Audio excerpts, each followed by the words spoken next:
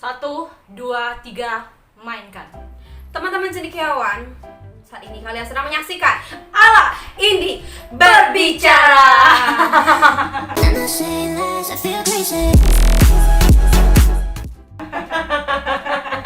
Tapi sebelum masuk ke videonya, pastikan teman-teman sudah menekan tombol like di bawah. Dan jangan lupa untuk Di komen di bawah. pastikan teman-teman sudah menekan tombol subscribe dan bunyikan loncengnya supaya kalian tidak mencari-cari Ala Indi Berbicara. Jadi teman-teman cendekiawan, kita akan membahas hari ini kita akan membahas tentang sebuah brand yang telah melalang buana di Indonesia ya, udah sejak lama gitu kan. Ada di Indonesia dengan kisah-kisahnya yang inspiratif. Apalagi kalau bukan Allah. Apapun makanannya, minumnya tetap Tidak. Tidak. Oh my God. Tidak. Kita akan membahas tentang teh botol sosro. Yang sekarang juga ada di kota. Iya, nggak tahu deh kenapa. Masih teh botol sosro namanya. Perusahaan dari teh botol sosro ini diawali pada tahun 1940-an ya. Jadi pendirinya adalah Bapak Sosrojoyo sama dengan brandnya. Oh iya. Jadi mulanya brand Sosro ini dikembangkan di Slawi. Islawi. Tapi namanya belum Sosro ya. Iya, Slawi. Bukan. Bukan ini, cuma hanya sebatas teh biasanya. Teh yang diseduh, Yang seperti diseduh. biasa gitu ya. Jadi ketika itu teh dari Bapak Sosrojoyo sangat diminati di kampung tersebut. Iya, karena ada kekasan yang Sangat kental dari teh Bapak tersebut. Jadi semua orang di kampung itu menikmatinya.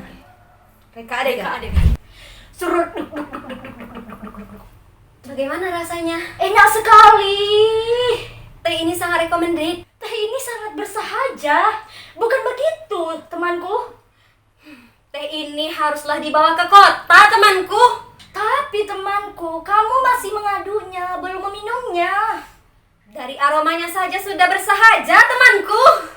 Kita akan mengatakannya kepada Pak Sosro kalau ini akan sukses di Jakarta, temanku. Kita harus menyegerakan bertemu dengan Pak Sosrojoyo. Karena perbincangan dari warga tersebut mendorong hasrat dari Bapak Sosro untuk menjual teh botol Sosro ke Jakarta. Namun setelah sampai di Jakarta, perjuangan Pak Joko tidak langsung mencuat. Ternyata usahanya ini tidak semudah membalikkan telapak tangan.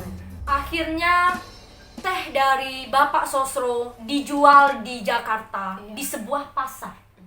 Tapi sayangnya ya di perkotaan ini kan masyarakatnya sibuk ya. Al. Iya, pasti. Jadi dengan model pemasaran yang di desa ini kayaknya tidak cocok dengan kondisi perkotaan. Karena banyak nih orang-orang yang bilang Lama nih, nyeduhnya lama banget. Iya, karena nggak bisa Bapak nunggu gitu kan. Karena Bapak Sosro itu dia menjualnya tuh diseduh di sana, di Iya, pasar langsung itu. diseduh di sana. Jadi masyarakat menjadi Merasa kesal. iya. Mereka adegan. Mereka adegan. Ini kenapa tehnya belum siap juga, Bapak? Ini jam berapa, Bapak? Tolong dipercepat, Bapak. Maaf Bu, saya bukan bapaknya, saya pegawainya.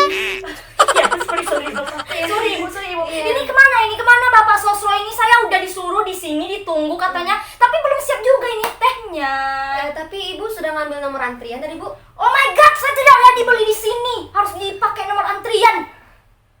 Nah itu, jadinya masyarakat ini nggak mau nunggu, apalagi masyarakat kota kan lagi sibuk-sibuknya. Nah.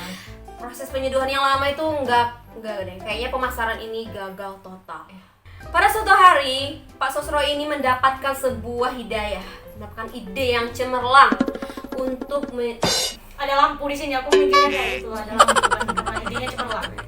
untuk menjual teh ini dalam keadaan yang tidak harus diseduh di pasar. Jadi dia seduh dulu di rumah, baru dia jual ke pasar. Jadi masyarakat atau pelanggannya itu tidak perlu menunggu lama untuk menikmati teh ini.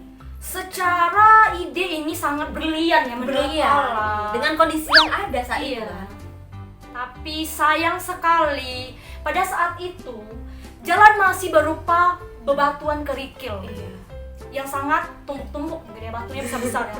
Jadi mobil dari Bapak Sosro tersebut melintasi batu-batuan tersebut. Iya. hingga tehnya tumpah. Tumpe-tumpe, sampai tumpe-tumpe. Apakah jangan. Ini cendekiawan ya. Ini cendekiawan. Jangan bawa pikiran Allah kemana-mana ya. Tidak. Oke. Jadi Pak Sosro pun merasa sedih dan sesak. Hatinya nelangsa. Pada keheningan malam, Pak Sosro merasa ini percuma. Kayaknya enggak lagi. Tidak bisa cukup sampai di sini. Pak Sosro merasa dia harus pulang ke Selawi karena di Jakarta tidaklah mudah. Ya, tidak recommended gitu ya lah. Iya, karena ibu kota sangat kejam seperti Ibu Tiri. Subhanallah. Masya Allah. Tapi Allah, sebelum perjalanan pulang, ya, sebelum memikirkan untuk pulang, Pak Susro ini kepikiran untuk bagusnya ini dijual aja deh dulu. Yang sudah terbuat, ya teh yang sudah terbuat ini dijual aja dulu supaya ada ongkos pulang ke kampung halamannya. Iya. Hingga akhirnya sebelum perjalanan pulang, Pak Sosro ini memasukkan teh yang sudah diseduh ke dalam botol bekas kecap. Tapi karyawannya berpikir ini sia-sia. Siapa yang mau membeli teh dingin di dalam botol? Mereka adegan. Aduh, Pak Sosro udah kehilangan arah. Iya. Masa jualan teh di dalam botol kan dingin gak enak. Iya, sepertinya Bapak itu sudah. Namun Pak Sosro dengan keyakinan hati, dengan keteguhan, dia tetap menjual botol dalam minuman dalam botol. Iya. Minuman dalam botol tersebut. Nah, akhirnya Allah, ternyata orang-orang ya kayak supir, kayak yang jualan yang lagi sibuk, yang lagi hektik, ya, akhirnya suka dengan merasa konsep recommended ya. recommended gitu. Iya, recommended. Dan merasa pemasaran dalam kemasan dalam bentuk botol ini sangatlah efektif dan instan. brilian dan instan. Mereka adegan. Ani, berhentilah engkau bermain TikTok, Aniku. Sudah Roma, cukup Roma. Belum Ani. Ani, kamu harus mencoba teh ini, Ani. Aku tadi kan supir, sekarang aku jadi Roma. Sebagai supir, aku merasakan teh ini enak, Ani. Cekluk. Bagaimana? Recommended. Teman-teman cendekiawan, seperti itulah bagaimana Bapak Sosro mengawali teh botol Sosro. Akhirnya teh botol Sosro berkembang hingga kita rasakan pada saat sekarang ini. Ya, jadi ini adalah kisah inspiratif di mana kita tidak boleh mendengarkan perkataan gunjingan dari orang-orang yang akan membuat usaha atau keteguhan nanti kita ini menjadi down. Kita harus tetap berpegang teguh pada prinsip kita bahwa teh ini akan menjadi minuman untuk semua makanan. Apapun makanannya, Minumannya teh botol Sosro. Oke, mungkin sekian aja video kami kali ini dengan cerita yang inspiratif dengan beberapa reka adegan yang sebetulnya tidak penting. Dan beberapa value yang mungkin bisa kalian ambil, kalian petik dari kisah ini. Semoga bermanfaat. Tapi sebelum mengakhiri video ini, pastikan teman-teman sudah menekan tombol like di bawah dan jangan lupa untuk Di komen di bawah. subscribe, bunyikan loncengnya supaya kalian tidak mencari-cari. Allah ini berbicara. See you on my next video.